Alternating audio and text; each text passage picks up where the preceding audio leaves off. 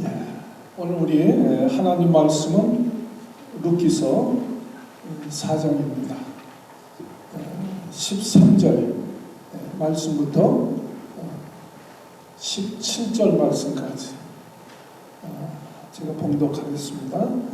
이에 보아스가 룻을 취하여 아내를 삼고 그와 동침하였더니 여호와께서 그로 잉태케 하심으로 그가 아들을 낳았다. 여인들이 나오미에게 이르되 찬송할지로다. 여호와께서 오늘날 내게 기용 물을 자가 없게 아니하셨도다. 이 아이의 이름이 이스라엘 중에 유명하게 되기를 원하노라. 이는 내 생명의 회복자며 내 노년의 봉양자라. 곧 너를 사랑하며 7 아들보다 귀한 자부가 낳은 자로다. 나오미가 아기를 취하여 품에 품고 그의 양육자가 되니 그 이웃 여인들이 그에게 이름을 주되 나오미가 아들을 낳았다 하여 그 이름을 오벳이라 하였는데 그는 다윗의 아비인 이새의 아비였더라. 아멘. 예, 할렐루야. 여러분, 오늘은 그 어버이 주일입니다. 교회 주일로는 우리 미국은 어머니 날이라고 그러죠. 오늘 어머니 날인데 모든 어버이 되신 모든 분들에게 하나님의 은혜와 축복이 함께 하시기를 축복합니다. 축복합니다. 오늘 우리 5월이기 때문에 가정에 대한 설교와 더불어 오늘 말씀을 드리려고 합니다. 여러분, 우리나라 조선시대 임금이 27명이 있었습니다. 우리 공부할 때 막 태종태세 문단세 해가지고 막 외우잖아요. 27명이에요. 27명. 근데 프랑스는요 69명의 군주가 있었어요. 왕이나 같아요. 69명의 왕이 있었는데 그 중에 그 69명 중에 3명은 정말 백성들로부터 사랑을 받고 존경받는 왕이었다. 3명은. 69명 중에 3명이. 그래서 이 왕들은요, 백성들의 아픔을 이해하고 그들의 어려움을 돌볼 줄 알고 정말 백성을 참 사랑할 줄 아는 왕이었다는 거예요. 그래서 연구를 했습니다. 어떻게 그 왕들은 그 왕의 아들이 왕이 되고 또 그 아들이 왕이 되고 그러잖아요. 근데 특별히 왜 세 왕은 백성을 사랑할 줄 알아? 또 백성들에게 사랑받는 왕이 되어졌는가?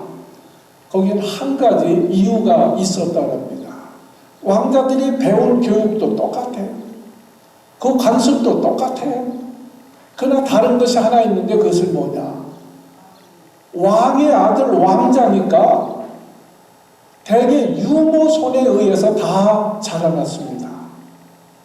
근데 이 세 왕은 특별히 그 어머니들이 품에 안고 유모 없이 그 어머니가 품에 안고 키웠다는 거예요. 여러분, 어머니의 품에 안겨서 자랐다는 이것이 엄청난 이런 놀라운 영향력을 발휘한다는 것을 알았습니다. 우리가 어릴 때 어머니의 사랑을 받고 자라느냐, 어머니의 사랑을 받지 못하고 자라느냐는 그 사람의 그 인생을 좌우한다는 거예요. 큰 영향력이 있다는 거예요. 그래서 인간이 태어나서 최초로 들어가는 학교가 어머니라는 사랑의 학교입니다. 따라서 우리 인생은요, 최초의 스승이 어머니예요. 최고의 스승이 어머니입니다. 제가 다시 얘기할게요. 우리 인생의 최초의 선생님이 누구냐? 어머니다. 최고의 선생님이 누구냐? 어머니다. 이것이 현대 교육에도 나오는 것입니다. 그래서 유대인들은 벌써 옛날부터 어머니가 유대인이 아니면 전통 정통 유대인이 아닙니다. 어머니가 유대인이 돼야 그 자녀가 정통 유대인으로 인정합니다. 여러분, 자녀는요, 어머니의 사랑을 먹고 자랍니다. 가난하냐 부하냐가 문제가 아니에요. 정말 어머니의 사랑을 먹고 자라느냐. 이 사랑은 관심입니다. 관심, 배려와 관찰에 끊임없이 관심을 갖습니다. 그래서 사람은 자기가 가장 사랑하는 사람, 가장 사랑하는 일에 많은 시간과 많은 재물을 투자합니다. 아끼지 않습니다. 사랑하면 돈이 아까운 것이 아니에요. 시간이 아까운 것이 아니에요. 어머니들은 누구에게 가장 많은 시간을 투자하느냐? 자녀에게 자기 일생을 가지고 관심을 갖고 투자합니다. 왜요? 사랑하기 때문에. 어머니는 자녀에 대해서 평생을 관심을 갖습니다. 끝이 없어요. 여러분, 우리 자녀들이, 아들, 딸들이 늦게 돌아올 때 어머니는 10번의 걱정스러운 말을 한다고 합니다. 얘네들이 왜 오지 않을까? 우리 아들이 왜 오늘 이렇게 늦을까? 왜 아직도 오지 아니할까? 그 자녀들이 늦게 돌아올 때 어머니는 10번의 걱정의 말을 한다는 걸. 그러나 아버지들은 10번 현관문을 바라본다. 그런 얘기를 합니다. 여러분, 아버지들은 아침에 일터에 나가지만 그 머릿속에는 항상 아이들이 있다는 거예요. 아버지는요, 속으로는 사랑하면서도 겉으로 책망하는 것이 아버지입니다. 아버지의 얼굴은 항상 엄하지만 그 심장은 따뜻합니다. 아버지의 마음은 착잡합니다. 자녀들이 나를 닮아주었으면 하는 생각을 합니다. 그러나 또 한편으로는 나를 닮지 않았으면 하는 생각을 동시에 하기 때문에 아버지의 마음은 착잡하다는 거예요. 아버지랑 돌아가신 뒤에도 두고두고 말씀이 생각나는 분이십니다. 그러므로 우리는요, 아이들은 아버지를 통해서 하나님을 배운다는 거예요. 왜냐하면요, 아버지는 두려움과 자비, 위엄과 사랑, 이 양면을 다 가지고 있는 분이기 때문에 그렇습니다. 여러분, 어머니나를 상징하는 꽃이 뭐예요? 뭡니까? 카네이션이죠. 카네이션. 어머니를 상징하는 꽃이 카네이션이에요. 카네이션은요, 사랑과 존경의 의미가 있습니다. 그냥 달아드는 것이 아니라 어머니에 대한 그 사랑과 존경을 표하는 것이 여러분들이 가슴에 꽂고 있는 카네이션의 의미입니다. 여러분, 아버지 나를 상징하는 꽃이 뭔지 아세요? 아는 사람 하나도 없잖아. 아버지에 대해서 관심이 없어. 아버지를 상징하는 것은 민들레 꽃입니다. 민들레 꽃이에요. 민들레 꽃의 의미는 행복과 감사의 의미입니다. 아버지는 가정의 울타리가 되어서 가정의 행복을 유지하는 거예요. 그래서 행복과 감사를 표합니다. 민들레 의미는 뭐예요? 짓밟히지 아니하고 다시 일어나는 것이 민들레입니다. 여러분, 아버지들이 직장으로 나갈 때는 직장에 나가가지고 짓밟 펴는 거예요. 그러나 자녀들을 생각해서 다시 일어납니다. 그래서 민들레를 아버지 꽃으로 의미합니다. 여러분, 어머니의 사랑은 따뜻한 아름다운 그런 희생의 사랑이라고 말하면, 아버지의 사랑은 어떤 풍파와 역경도 감수하는 순교자적인 사랑입니다. 여러분, 우리 윤춘병 씨의 어머니 은혜라는 글이 있죠. 동요로도 나와 있지만, 높고 높은 하늘이라 말들 하지만 나는 높은 게 또 하나 있지. 낳으시고 기르시는 부모님의 어머니의 은혜, 푸른 하늘 그보다도 더 높은 것 같아. 여러분, 우리가 행복한 가정을 위해서는 세 가지 요소가 필요하다는 겁니다. 지지와 치유와 성장입니다. 우리 가정은요, 서로 지지해줘야 돼요. 남편이 아내를 지지해주고, 아내가 남편을 지지해주고, 자녀를 지지해주고.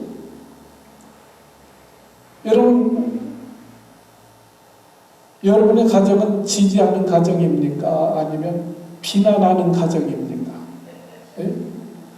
어떤 가정에 지지하고 치유가 일어나고 사회에서 참 짓밟히고 상처를 입었어도 가정에 들어오면 치유가 되어지고 회복이 되어져야 돼요. 그리고 가정 안에서 성장할 때 행복한 가정이 이루어질 수 있다고 말합니다. 지지와 치유와 성장. 여러분, 이 내용이 오늘 읽는 룻기서에 가장 리얼하게 나타나 있습니다. 여러분, 룻기서는요, 한 가정 이야기예요. 한 가정의 이야기예요. 특별히 얘기하면 나오미의 가정의 이야기입니다. 나오미라는 뜻은요, 행복이라는 뜻이에요. 성경은요, 굉장한 의미가 있는 거예요. 태어날 때 자녀가 행복하길 원해서 나오미라 하는 이름을 붙여줬어요. 행복한 인생이 되길 원하면서. 우리가 행복하기 위해서 결혼을 합니다. 행복하기 위해서 우리가 살아가는 거예요. 근데 오늘 나오미의 가정은요, 완전히 불행한 가정이 되어집니다. 행복하려고 태어났지만, 행복하려고 결혼했지만, 너무 괴롭고 너무 불행한 가정이 되어진 거예요. 완전히 폐가 망신한 가정입니다. 근데 룻기서의 그 모든 줄거리는 뭐냐? 그랬던 가정이 그 행복을 회복한 그런 이야기가 룻기서예요. 완전히 망한 가정이, 불행했던 가정이, 그 가정이 완전 행복이 회복되어진 것을 이야기하고 있습니다. 여러분, 오늘 말씀을 통해서 여러분, 우리 가정들이 행복하기를 바랍니다. 뭐 행복한 가정은 더 행복하기를 바라고, 그러지 않은 가정은 행복이 회복되어지기를 바랍니다. 그래서 룻기서는요, 불행한 가정으로 시작해요. 네. 나오미는 행복이라는 이름을 가졌지만, 그래서 1장에 보면요, 장례식으로 시작해요. 장례식으로. 네, 장례식이 시작해요. 1장 3절에 보면 남편이 죽어요. 이거 얼마나 살기 막막하겠어요. 두 아들이 죽어요. 1장 3절에서 남편이 죽고요, 5절에서는 두 아들이 죽습니다. 예. 그리고 마지막 장 4장 22절이 마지막 장 마지막 절인데 거기 보면요, 오벳이 이새를 낳고 이새가 다윗을 낳았느니라. 그리고 성경이 끝이에요. 그게 끝이야. 그러니까 룻기서는요, 죽음으로 시작해서 출생으로 마칩니다. 불행으로 시작하지만 행복으로 회복되어집니다. 슬픔으로 시작하지만 기쁨으로, 정말 출생의 환희로 결론을 내립니다. 나오미 인생은 정말 눈물로 시작한 인생이지만 기쁨의 인생이 되어집니다. 근데 이 모든 것이요, 이 모든 이 회복이 언제 일어나느냐? 모압 땅에서 베들레헴으로 돌아올 때, 하나님을 떠났던 인생이 베들레헴 하나님께로 다시 돌아올 때 이 모든 역사가 회복되어지는 것을 보게 되어집니다. 여러분, 우리가 하나님을 떠나면 그 인생은 불행할 수밖에 없고 망할 수밖에 없는 거예요. 이 나오미는 베들레헴에 살다가 살기 어렵다고 모압 땅으로 이민을 갑니다. 거기서 다 망하는 거예요. 남편도 죽고 자식도 죽고. 그러나 하나님께 다시 돌아올 때 이제 그 모든 고난과 아픔이 영광으로 바뀝니다. 여러분의 가정도 참 어떻게 출발했는지 모르지만 참 회복이 일어나기를 바랍니다. 지난 세월 동안 어떤 쓰라린 아픔과 상처와 고통이 있었는지 모르지만 하나님은 우리 가정을 회복시키시는 하나님인 것을 믿으시기를 바랍니다. 자, 오늘 룻기서 4장 오늘 14절, 15절, 16절에 보면요, 그 가정의 행복을 위한 세 가지 중요한 단어가 나옵니다. 15절에 보면 이는 내 생명의 회복자며 회복자다. 또 내 노년의 뭐다? 봉양자라. 너를 사랑하며 7 아들보다 귀한 사도가 낳은 자로다. 16절 나오미가 아기를 취하여 품에 품고 그의 양육자가 되니 양육자가 되어졌다. 회복자가 되어지고 봉양자가 되어지고 양육자가 되어졌다. 모든 불행으로부터 완전하게 회복된 그런 복된 가정의 모습을 드러내고 있습니다. 자, 첫째는요, 이러한 회복이 언제 일어나느냐? 여러분, 하나님이 돌보시는 가정은 회복됩니다. 네, 다시 이렇게 하나님이 돌보시는 가정은 회복되어집니다. 룻기서 1장 1절에 보세요. 한번. 1장 1절에 보면 자, 사사들의 그 치리하던 때에 그 땅에 흉년이 드니라. 그러니까 유대 베들레헴의 한 사람이 그 아내와 2 아들을 데리고 모압 지방에 가서 우거하였는데 그 유대 땅에 흉년이 되니까 모압 나라로 갔다는 거예요. 우리말로 이민을 간 것입니다. 이 가정은 하나님을 믿는 가정이에요. 베들레헴은 하나님이 주신 땅입니다. 여러분, 성도는 어떤 상황에서도 주님의 품을 떠나서는 안 됩니다. 흉년이 왔다고 베들레헴을 떠나면 안 되는 거예요. 흉년이 왔다고 베들레헴을 떠나서 하나님이 없는 이방신을 섬기는 모압 땅으로 이민을 가게 되어집니다.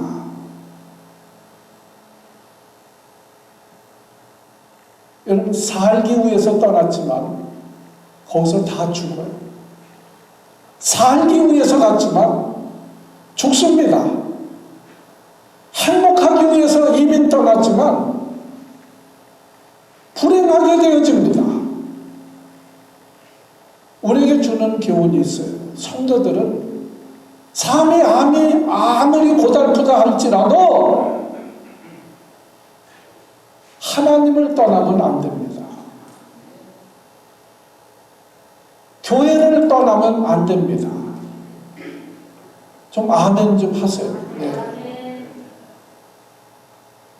여러분들이 뭐 믿든지 안 믿든지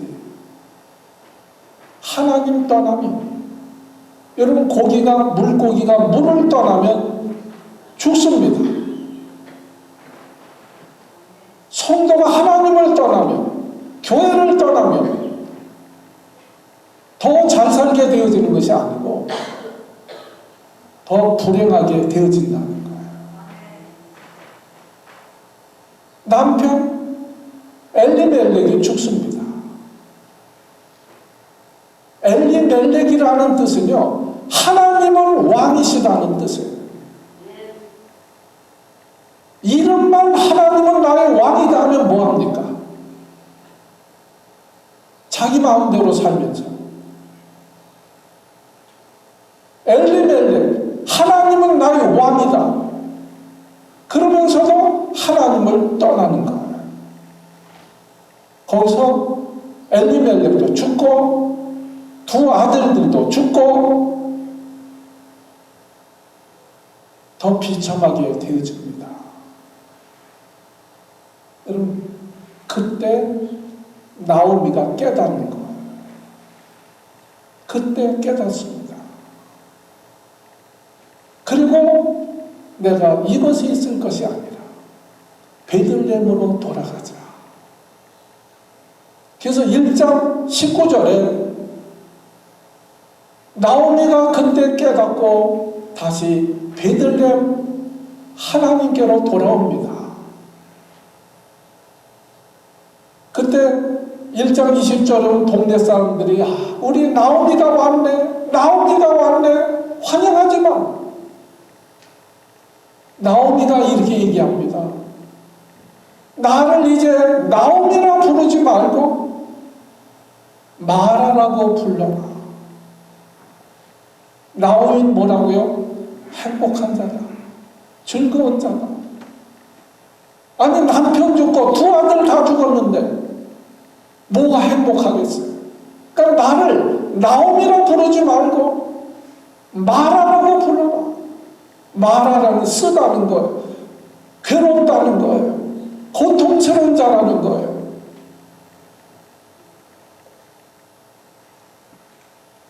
여러분, 무쇠의 가정이 행복할 수 있는, 그 행복을 회복할 수 있는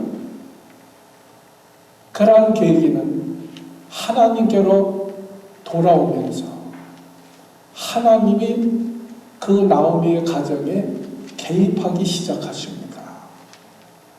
쉬운 말로 해서 하나님이 돌보시기 시작하십니다. 그래서 오늘 4장 13절에 보면요,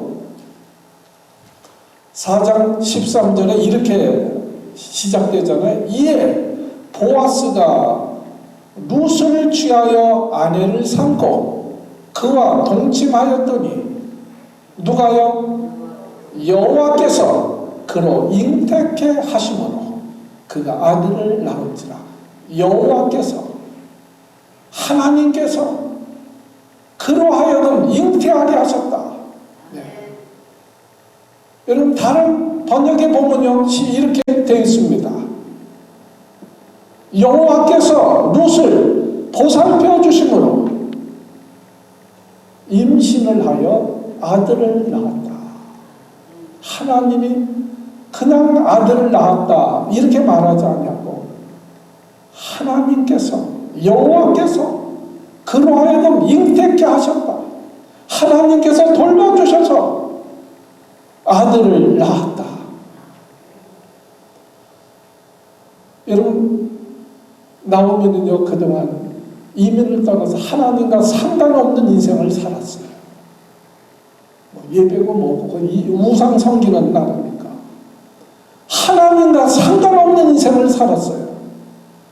그러나 그가 베들레헴으로 돌아왔을 때, 하나님께로 돌아왔을 때 하나님께서 그 가정을 돌보십니다. 역사하십니다. 그래서 그 면류를 하여금 잉태케 하셨다는 거예요. 누가요? 하나님께서. 여러분, 룻기서의 주제는 하나님의 돌보심의 은총입니다. 하나님이 돌보실 때. 이 사사기 다음에 나오잖아요. 사사기는 뭡니까? 돌보시는, 나라도 돌보신다는 거예요. 그러니까 이스라엘 역사가, 그 사사시대의 역사가 하나님이 돌보실 때는 그 나라가 번성하고 평안한 거예요. 그러나 그들이 하나님을 반역하고 등질 때 그 이스라엘이 망하는 거예요. 고통을 당하는 거예요. 사사기에서는요, 한 민족을, 한 나라를 돌보시고 다스리시는 분이 하나님이시다. 그것을 보여주고 있습니다. 룻기서는 뭘 의미하냐면, 룻기서는 하나님은 한 개인을, 한 가정을 돌보시는 하나님이시다. 가정도요, 하나님의 손에 있는 거예요. 한 나라도 하나님의 손에 있는 거예요. 하나님이 돌보시냐, 돌보시지 아니하시냐 하는 어린아이가, 아기가 어머니의 품에서 어머니의 돌봄을 받느냐, 받지 못하느냐는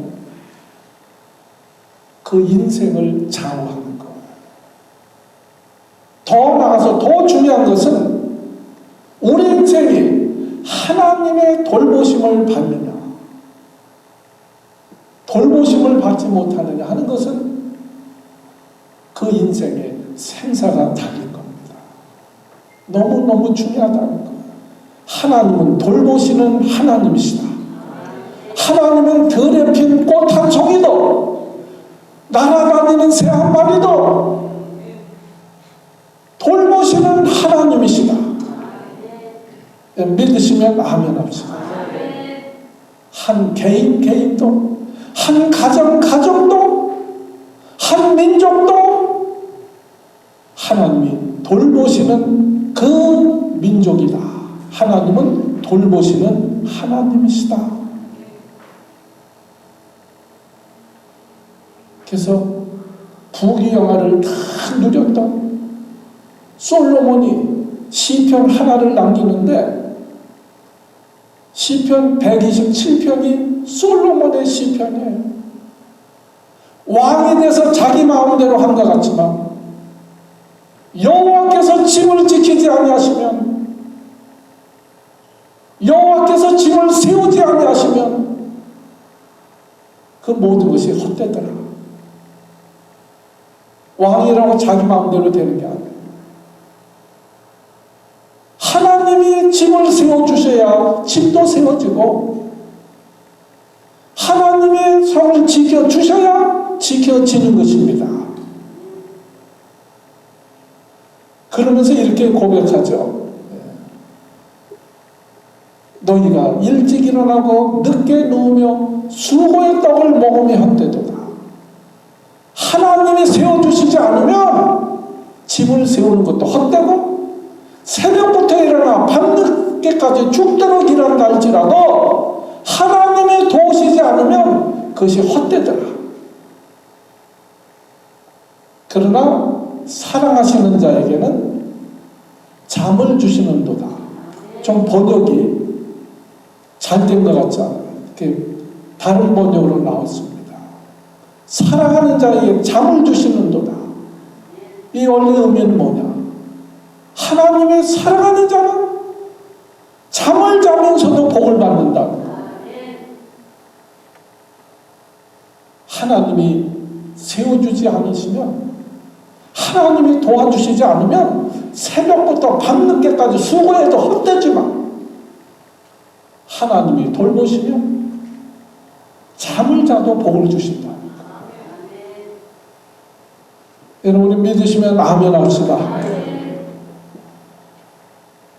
여러분의 가정들이 하나님의 돌보심을 받아 정말 행복한 가정들이 되어지기를 바랍니다.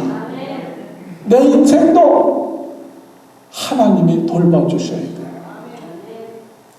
그러지 않으면 이 모든 것이 헛되더라. 두 번째는요, 우리 가정이 서로 섬기는 가정이 되어야 돼요. 상주하는 가정이 되어야 됩니다.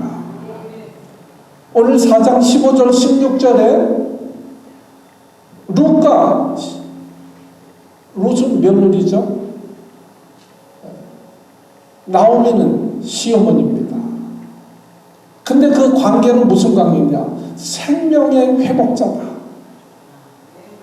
노년의 봉양자다. 손자의 양육자다.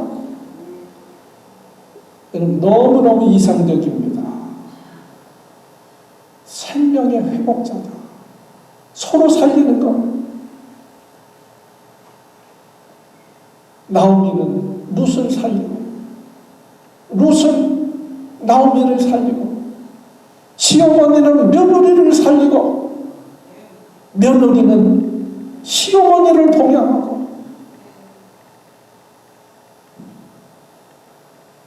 여러분, 우리 한국에요, 이혼 사유 세 번째가 고부 갈등이에요.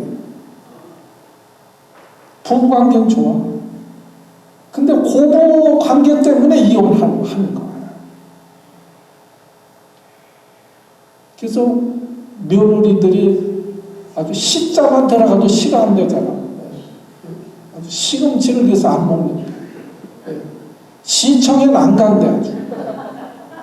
성경도 시편은 안 읽는데. 그냥 유머지만 얼마나 싫어하면 그런 말이 나오겠습니까? 그러나 오늘 나오미는요, 아들이 다 죽었어.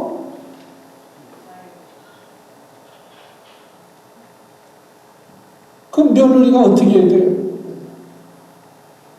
이 나오미는 그 며느리 입장에서 1장 12절에 보면 이제 아들들이 죽었으니 내 딸들아 돌이켜서 너희 길로 가라. 자유를 준 거예요. 돌아가라. 뭐 아들이 있어야지. 또 내가 아들을 낳을 수 있는 그런 여건도 아니거든. 그러니까 돌아가라. 할렐루야. 그리고 떠난 것이 아니고 무슨 어머니 제가 어디를 갑니까? 어머니 가는 곳에 저도 갈 것이고 어머니가 유숙하는 것에 저도 유숙할 겁니다. 저를 떠나라고 하지 마십시오. 서로 며느리는 혼자 된 그 시어머니. 여러분, 우리가 이 얘기는 지금 3000년 전의 얘기입니다. 과부가 뭘해서 먹고 살겠어요? 가장 밑바닥 인생이요, 성경에서는 과부와 고아입니다. 사람 취급을 하지 않는 거예요. 남편이 죽으면. 여러분, 우리나라도요, 뭐 100년은 그만두고 50년 전만 해도 결혼했는데 남편이 죽으면 그 남편 잡아먹은 년이라고 상대도 안 해요. 이혼하고 오면 동네에서 집안에서도 받아주지도 않아요. 50년 전만 해도. 근데 3000년 전에는 가장 밑바닥 인생이에요. 올 때 갈 때 없는. 그러니까 룻은요, 제가 어디를 갑니까? 어머니를 떠나서 제가 어디를 갑니까? 제가 어머니를 봉양해야죠. 겨우 오늘 보면 사자고는 봉양자라는 거예요. 가난하니까 뭐 집이 있습니까? 먹을 것이 있습니까? 그러니까 이삭을 주워다가 시어머니를 봉양하는 거예요. 또 룻은요, 그래서 이 나오미는 고향으로 돌아가서도 며느리를 생각합니다. 그래서 늘 신랑감을 찾는 거예요. 그래서 좋은 정말 보아스라는, 자기 집안에 보아스라는 좋은 남편을 만나게 해서 결혼을 시킵니다. 서로 배려하는 거예요. 상보상조하는 거예요. 그래서 오늘 성경에 보면 하나님이 돌보심으로 말미암아 그 시집을 재혼시킨 룻이 잉태해서 아들을 낳았다는 거예요. 하나님이 돌보심으로. 근데요, 애는 누가 낳았어요? 룻이 낳았어요? 시어머니 나오미가 낳았어요? 룻이 낳았죠. 근데 17절에 보면요, 17절 뭐 보시지도 않겠지만 17절에 보면 그렇게 나와 있습니다. 나오미가 아들을 낳았다. 며느리가 낳았는데 성경에 나오미가 아들을 낳았다. 그 아들 이름이 오벳이라, 섬기는 자다, 그런 뜻입니다. 오벳, 섬기는 자다. 서로 섬기는 거예요. 룻이 아기를 낳았는데 자기 재혼해서 다른 집안에 아내가 되었지만, 며느리 되었지만 전에 시어머니를 잊지 않습니다. 그래서 그 아이를 그 나오미의 품에 안깁니다. 사람들이 얘기하는 거예요. 나오미가 아들을 낳았다. 이거 어떻게 설명할 그런 하기 어려운 깊은 의미가 있는 것입니다. 오벳. 근데 오벳이 이새를 낳고 이새가 다윗을 낳았더라. 여러분, 다윗은 왕족입니다. 여러분, 나오미는 과부예요. 룻은 이방 여자예요. 과부입니다. 제일 밑바닥 인생이, 제일 밑바닥 가정이 왕족이 됐다는 거예요. 최고의 가문이 되어집니다. 이스라엘의 왕족이 바로 룻을 통해서 대대로 왕족이 나오는 거예요. 최고의 가문이 됩니다. 오늘 성경 그것을 우리에게 말씀하는 거예요. 하나님이 돌보십니까? 제일 밑바닥 가문이 최고의 가문이 되어지고, 그 가문에서 누가 오세요? 예수님이 오시는 거예요. 최고의 영광의 가문이 되어지는 거예요. 룻기서는 참 놀라운 말씀입니다. 한 가지 더 드리면요, 신앙의 일치입니다. 가정은요, 신앙의 일치예요.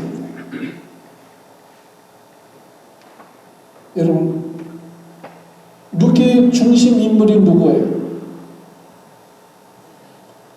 나오미, 룻, 보아스,